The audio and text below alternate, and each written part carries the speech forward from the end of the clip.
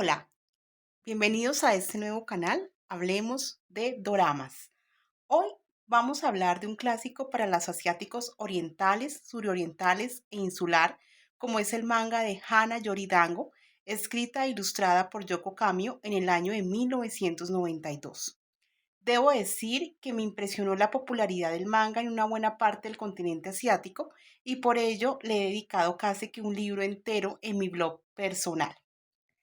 Poder ver cuatro de las adaptaciones hechas de distintos países y años, como lo son Hana Yoridango, Japón 2005, Boys Over Flowers, Corea del Sur 2009, Jardín de Meteoros, China 2018 y F4 Tailandia, Boys Over Flowers 2021, nos permite tener una idea de la forma como cada país abordó la narrativa propuesta por el manga, en especial en temas tan delicados como lo es el acoso escolar, la violencia de género y el papel de la mujer en la sociedad moderna.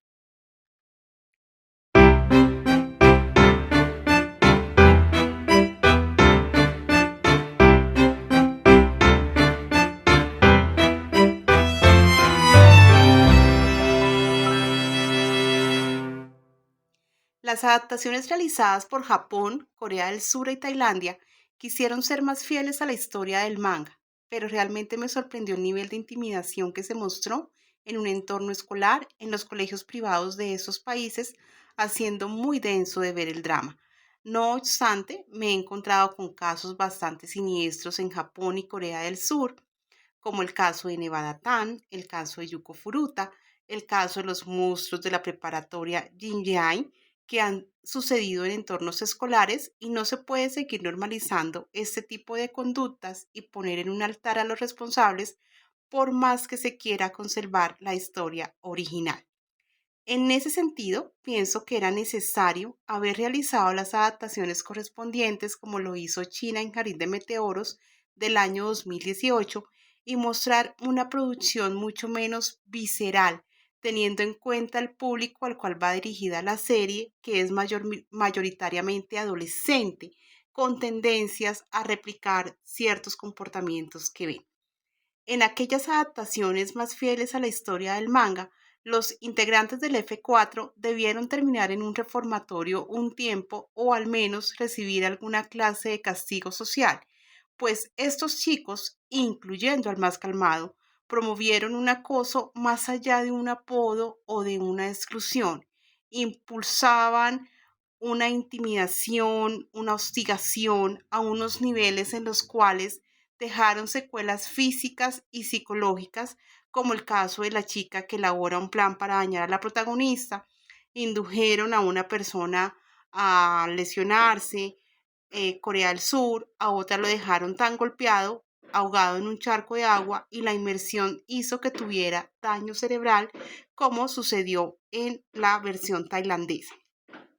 Para esas víctimas no hubo justicia ni reparación, lo cual me impactó muchísimo, pues cuando las personas no tienen una reparación, lo que queda es esperar a que se tomen la justicia por mano propia, que de hecho eso pasó ensañándose en contra de la protagonista, que no tenía nada que ver, siendo doblemente castigados en las versiones japonesa y coreana.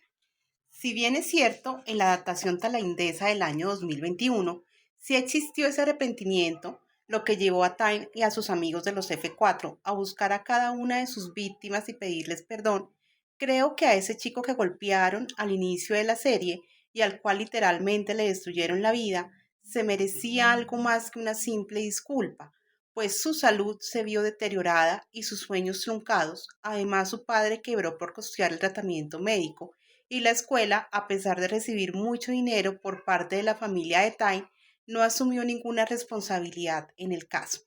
Como ellos mismos dicen en la serie, si las disculpas fueran suficientes, ¿para qué existen las leyes y la policía?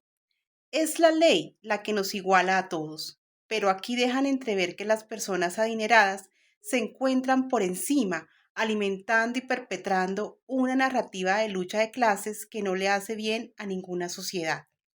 Con relación a la protagonista, se suele decir que del odio al amor y viceversa solo hay un paso. Es demasiado bizarro que se hubiera enamorado de su verdugo, promoviendo el maltrato y el atropello femenino, Pues sin entrar a formar parte del movimiento feminista, creo que la brutalidad mostrada en términos generales y en especial del líder de los F4 hacia ella fueron niveles demasiado altos y que en la serie no mostraran las secuelas físicas de los golpes y de la paliza que ella recibió fue simplemente irreal. No olvidemos que el líder del F4 fue el que le dio una tarjeta roja a la protagonista y gracias a ello no solo fue víctima de bullying, sino que además casi la agreden íntimamente. Estas adaptaciones mostraron una furia exagerada en contra de la chica, llevada a un extremo físico, quien curiosamente no terminó en un hospital, sino con unos simples rasguños que fueron tratados por quien fuera el perpetrador inicial, blanqueando lo que hizo para después terminar como un héroe y así justificar que ella se enamorara de él. De igual manera, debieron aumentar la edad, como se hizo en Jardín de Meteoros, porque en esas tres versiones nos muestran chicos de secundaria muy jóvenes para hacer recaer sobre ellos tanta responsabilidad y que tengan a tan temprana edad tantos problemas. Por favor, devuélvale su niñez y su adolescencia.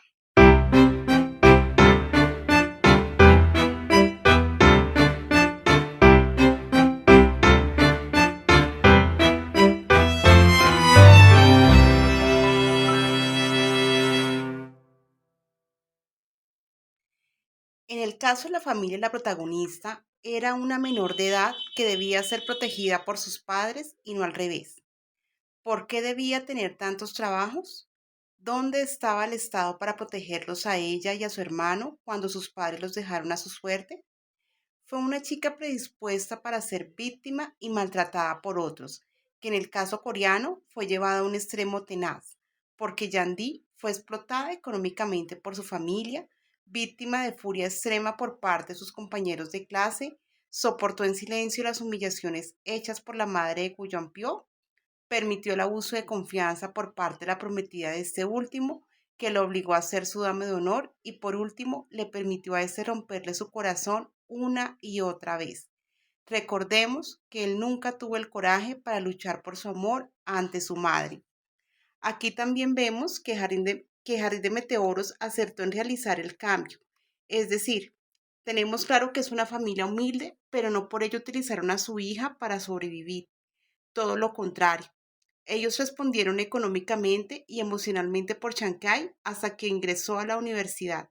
Ella tenía un trabajo como muchos jóvenes, pero no para sostener a su familia, sino para ayudarse con sus gastos, pues sus padres siempre procuraron darle mesada hasta que tuvieron que irse para el pueblo pesquero. Asimismo, cuando Dao Minsi tuvo ese terrible incidente que casi le cuesta la vida, se dieron cuenta de que Chancay pudiera estar experimentando muchas dificultades debido a su relación con él y por ello pensaron que lo mejor para su hija sería terminar esa relación oponiéndose al matrimonio hasta no obtener la aprobación de la señora Fen. No mostraron alguna preferencia entre Wassele y Dao Minsi y lo que más me gustó fueron los consejos dados por el padre de Chancay a Dao Minsi cuando éste pidió la mano de su hija. Respecto a la familia del líder de los F4, su madre era la que llevaba las riendas del grupo económico al punto de renunciar a su familia, pues recapitulando, en las cuatro versiones, el protagonista fue criado por su hermana, por el ama y o amo de llaves y personal de limpieza, un chico que tuvo todos los bienes materiales, pero no recibió amor de su parte, convirtiéndole casi en un monstruo, en la bestia, una persona violenta y posesiva. No todas las mujeres despiertan el instinto maternal, y lo cierto es que esta señora nunca debió ser madre, pues utilizó a sus dos hijos como peones para poder ella seguir conservando sus privilegios. De allí a que se quisiera blanquear sus acciones como lo hiciera la versión tailandesa es inexplicable. Del mismo modo, este siniestro personaje hizo recaer sobre los hombros de ese chico el futuro del grupo, acudiendo a manipulaciones emocionales y mentales, como sucedió en la adoptación japonesa al hacerlo sentir culpable por un hecho que nunca había sucedido. En la coreana ocultó el verdadero estado de salud de su padre y por último, en la tailandesa, la manipulación recayó en Goria con el tema de la falsa enfermedad para poder hacer de Time un chico déspota en los negocios. En todas las adaptaciones se apeló a los trabajadores del grupo, pero a este personaje lo que menos realmente le importaba eran las personas. En este preciso aspecto, debe decirse que salvo la adaptación china, en las demás versiones no se trabajó el argumento sobre la crisis financiera del conglomerado, siendo un punto importante para poder entender las razones por las cuales su madre quería imponer un matrimonio por conveniencia, como también las razones de no realizar una alianza comercial una vez se rompiera ese compromiso matrimonial. Entiendo que es un grupo empresarial, un conglomerado que ha invertido en varias empresas que de repente cae en crisis, aunque en la tailandesa esto no fue muy palpable. Por un lado, cada empresa debe tener su propia autonomía financiera y administrativa, cosa que, si alguna no funciona, se pueda reestructurar, vender o liquidar sin que afecte a las demás empresas del grupo y al mismo grupo. Por otro lado, si hablamos de una crisis del grupo del conglomerado, algo debió haber generado esa crisis, más allá de un simple comentario como en la japonesa o el fallecimiento del fundador como en la coreana, pues que nunca se murió, sino que él entró en estado de coma, pero previo a ello, él había sido acusado de algo turbio, pero esa idea quedó en el aire.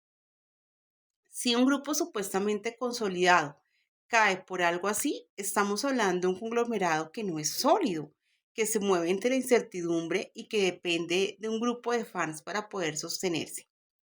La crisis financiera del grupo habla de la incapacidad de la madre para poder generar soluciones y el matrimonio por conveniencia no resolvería nada a largo plazo, salvo que cedas el control del grupo porque las falencias seguirían existiendo, situación que comprendiera Daom en sí y John Pyo, aunque no entendemos de dónde su grupo sacó los recursos necesarios para no solo mantenerse a flote 4 años, sino para poder desarrollar el software que lo sacaría de la crisis.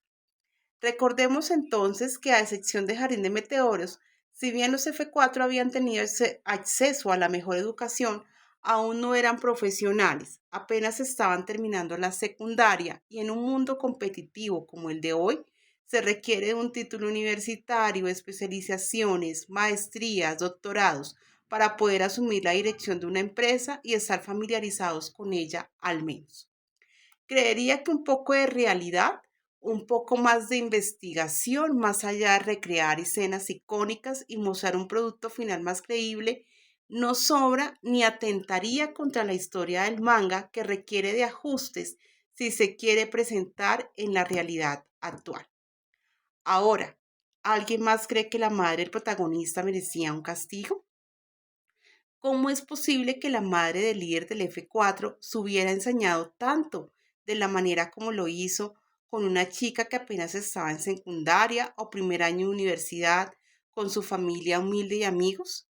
Y sí, mientras ella hacía eso, su empresa estaba rumbo a una crisis. En realidad, los amores de secundaria rara vez trascienden y hacer de su primer amor una experiencia tan espantosa es dañarlos para el resto de la vida. Pero más allá de eso, lo que hicieron esas madres a sus propios hijos fue simplemente aterrador. A la hija mayor la casaron con alguien que en algún momento ayudó al grupo y que le procuró una buena vida económicamente hablando, pero no era feliz con él y que no sirvió de mucho en la crisis que posteriormente se desató.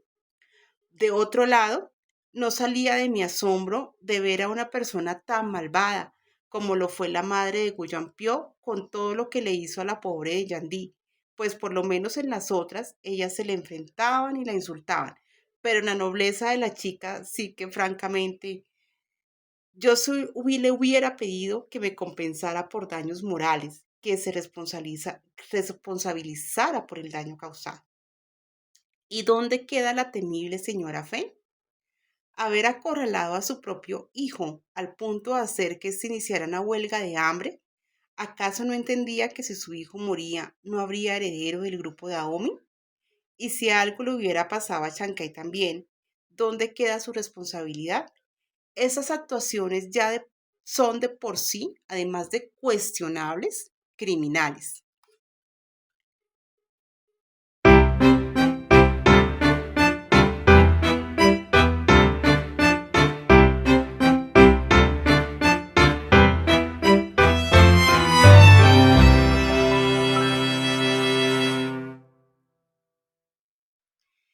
historia plantea un cambio en el líder de los F4, producto de alguna influencia de la protagonista, y analizaremos si en verdad ello fue así.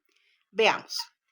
En la versión japonesa del año 2005, Tsukasa Domyoji era un verdadero patán. La intimidación para él era algo natural. Así se relacionaba con hombres y mujeres, tanto física como psicológicamente. Particularmente su trato hacia las mujeres siempre fue de mucha agresividad. El hombre las empujaba, a veces sin medir la fuerza, las insultaba, les decía feas, como ocurrió con Sakurako y el grupo de las niñas que eran sus fans dentro de la escuela y ellas eran felices. Asimismo, fue el trato dado hacia la prometida impuesta por su madre, que tenía cero amor propio.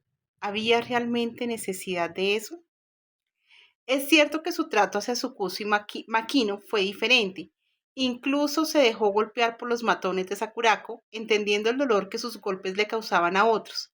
Sin embargo, no podemos afirmar que haya cambiado, pues cada vez que él se sentía frustrado, recurría a golpear a las demás personas, incluyendo a su grupo de amigos, pero llega un momento en que ellos también comienzan a responderle esos golpes, como sucedió con Sojiro y su rival de amores, Rui, a quien tuvo que pedirle disculpas y suplicarle que renunciara a Makino. Creo que al final entendió que él no estaba por encima de los demás. En la narrativa coreana, Boys Over Flowers del año 2009, Yeonpyo y Yandi terminan juntos porque esa es la historia del manga y no la consecuencia lógica de la historia que nos contaron en la serie, en la cual nos mostraron como protagonista a Ji-yo. De hecho, podríamos encontrar más momentos compartidos entre Ji-yo y Yandi que entre Yandi y Yeonpyo, pues este fue muy detallista, utilizó su dinero para poderla impresionar, pero todo esto fue antes de que él se fuera para Macao. Hay que decir que, que todos los líderes de los F4, de estas cuatro adaptaciones, fue el menos agresivo de todos, el más hijo de papi, el más gomelo o fresa, o como lo digan en sus respectivos países, pero también el más cobarde. Lo que verdaderamente lo cambia a él fue el haberse dado cuenta al final de la historia que había sido víctima de toda una manipulación orquestada por su madre. No olvidemos que ella hizo pasar a su padre por muerto, cuando en realidad estaba en estado de coma, lo había obligado a casarse, era prisionero en su propia casa, lo que le había hecho a su hermana en el pasado y a Yandí lo hizo reflexionar y madurar para al final tomar las riendas de su vida y de su grupo económico porque entendió que la salvación no podía provenir de afuera. Ahora, si Yandí tuvo un efecto positivo en alguien, fue realmente en Ji-yo. Él era un chico apático que no mostraba simpatía por los demás y de repente se vio superando retos y luchando contra sus propias limitaciones por Yandí, quien lo hizo reconciliarse con su abuelo y que tuviera una familia, esa que no había podido tener en tantos años de soledad. Sintió la vocación de servir a los demás a través de la fundación legado de su familia, siguiendo los pasos de su abuelo al estudiar medicina, carrera que también siguió Yandí. El relato tailandés F4 Tailandia Boys Over Flowers del año 2021. El cambio en Tai fue realmente increíble. Él siguió siendo un chico tóxico, celoso y controlador con Goria, pero entendió que la brutalidad con la cual había manejado toda su vida hasta ese momento no solucionaba los problemas, que la vida de las demás personas también era valiosa, al hacerse responsable por sus acciones. Entendió que cada acción genera una reacción, sintió empatía por la situación de las demás y que no podía avasallarlos, pasar por encima de ellos como una planadora, cuál era la posición de su madre, una cosmovisión del mundo de los negocios que a él casi le cuesta la vida. En Jardín de Meteoros, versión china del año 2018, la tarea de cambiar la parte más agresiva de Dao Minsi fue de sus amigos del F4 cuando estaban con él en la secundaria, a quien ayudaron a encarrilarlo académicamente y en el juego del bridge, pero ciertamente tenía un carácter arrogante, que de hecho todos los cuatro lo tenían, sumado a otras características de su personalidad como la posesividad y la inseguridad, llegando a tener dos comportamientos con ella bastante coléricos que en lo personal hubiesen sido más que suficientes para querer evitarlo para siempre. Sin embargo, creo que al ver el impacto que sus actitudes tuvieron en Chansey, en especial el miedo que le produjo y que lo evitara como la misma plaga, lo ayudó a reflexionar y a controlarse con ella. En términos generales, no era muy afable, pues por su condición de heredero del grupo Daomin, evitaba que muchas personas se le acercaran para tratar de obtener algún beneficio, pero tampoco era tan antisocial, porque a él se le veía compartiendo en reuniones sociales y lúdicas, comportándose bien. Era un poco extraño el tema. Ciertamente, Chansey lo inspiró para luchar por lo que él realmente quería. Se enamoró profundamente de ella, tal vez porque fue la única capaz de enfrentarlo y rechazarlo. Al fin y al cabo, ella no se acercó a él ni por su dinero ni por su posición. Fue una cosa del destino. Él luchó muchísimo para ganarse el amor de Chansey contra ella misma, Lei, la señora Fen y un poco contra Xiaoxi también. Dao Minsi fue perseverante, tenaz, rebelde, valiente. No quiso ser nunca un peón de su madre, aun cuando las cosas con Chansey no marcharan bien, queriendo ser una persona que despertara su admiración, creando el ambicioso plan de negocios que a la final salvó a su grupo de la quiebra.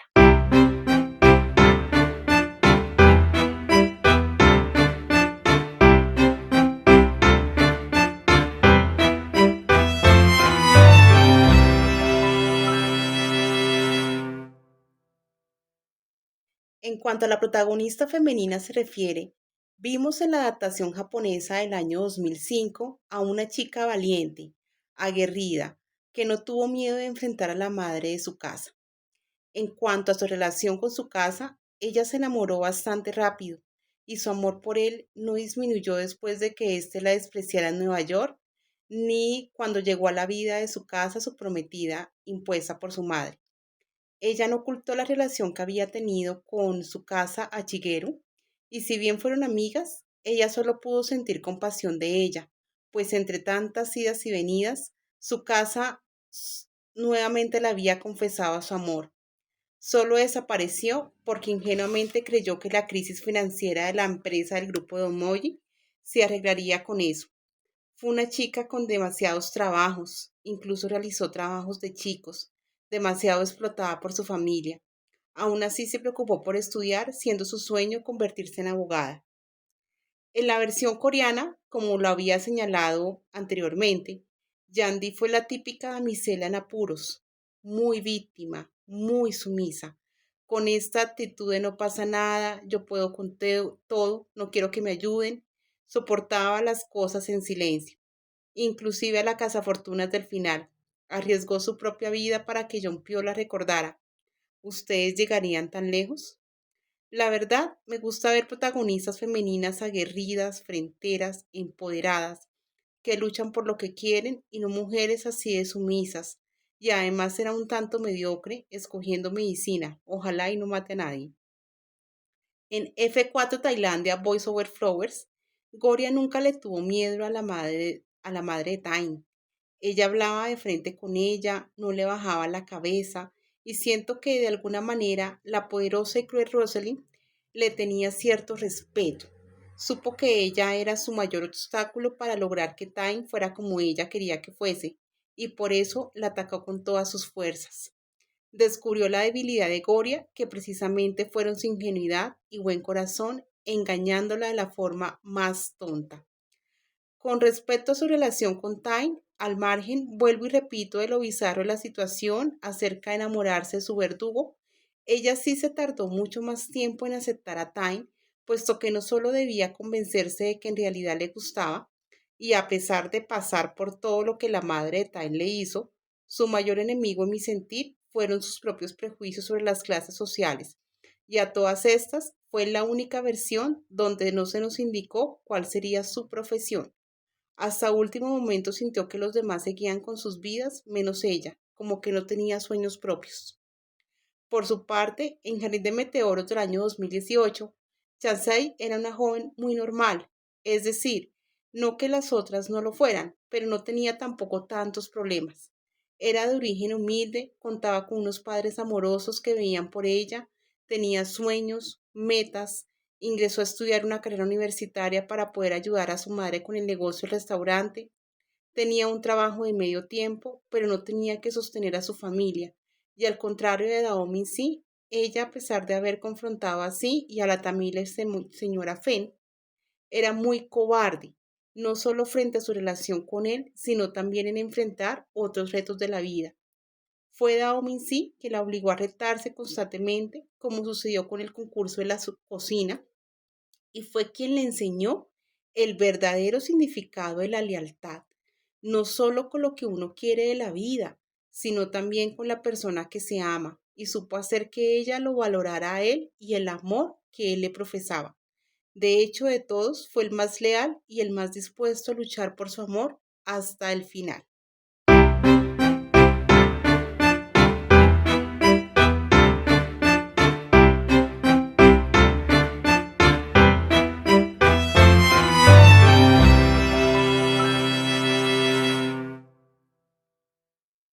En cuanto a la prometida del líder de los F4, hija y heredera de otra familia empresarial, que vino a ser la tercera en discordia, aprendió una terrible lección.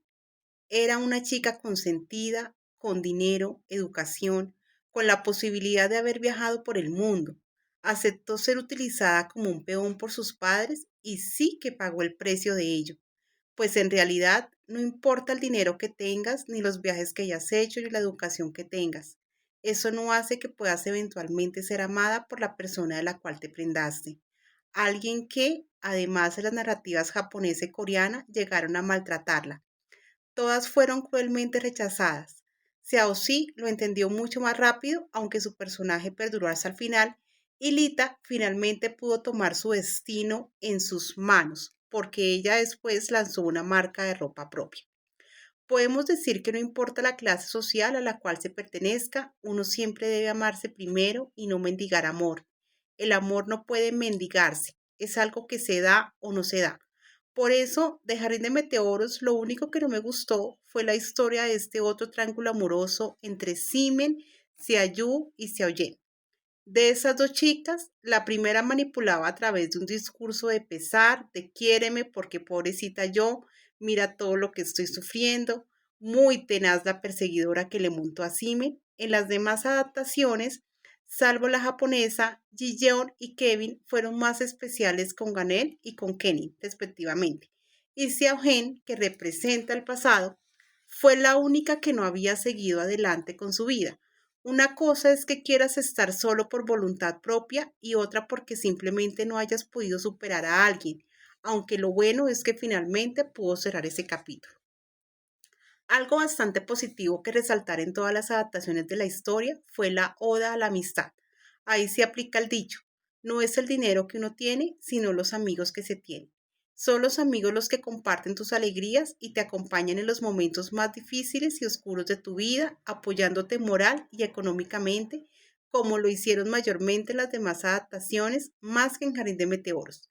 En términos generales, creo que ninguno de los demás chicos que hacían parte del F4 hubieran podido resistir la presión que sufrió el líder de los F4 y en mi humilde opinión, el más tenaz de todos fue Dao Minsi. Tal vez Ji-yo porque ya tenía la madurez suficiente luego de su primer fracaso amoroso. En conclusión, mi favorita fue Jardín de Meteoros porque nos presentó una linda historia de amor y de resiliencia. La tailandesa fue muy intensa, violencia intensa, momentos dolorosos intensos, momentos muy divertidos también. Los mejores F4, pero descuidó el papel protagónico femenino. La versión coreana te hace sentir que eres un pobretón. Y la japonesa tenía un cierto sentido del humor, un poco extraño. Además, sus escenografías no eran como muy limpias que digamos, como que Sukuchi vivía en un basurero, tanto en su casa como en la casa de Don Moji, cuando se cambiaron de lugar en el pueblo pesquero. Uno tiene derecho a ser pobre, pero no a ser sucio ni desorganizado. Y hasta aquí llegamos con este análisis de este manga, de estas 4 versiones de este manga. Y si les ha gustado, pues espero que se suscriban a este nuevo canal. Muchas gracias.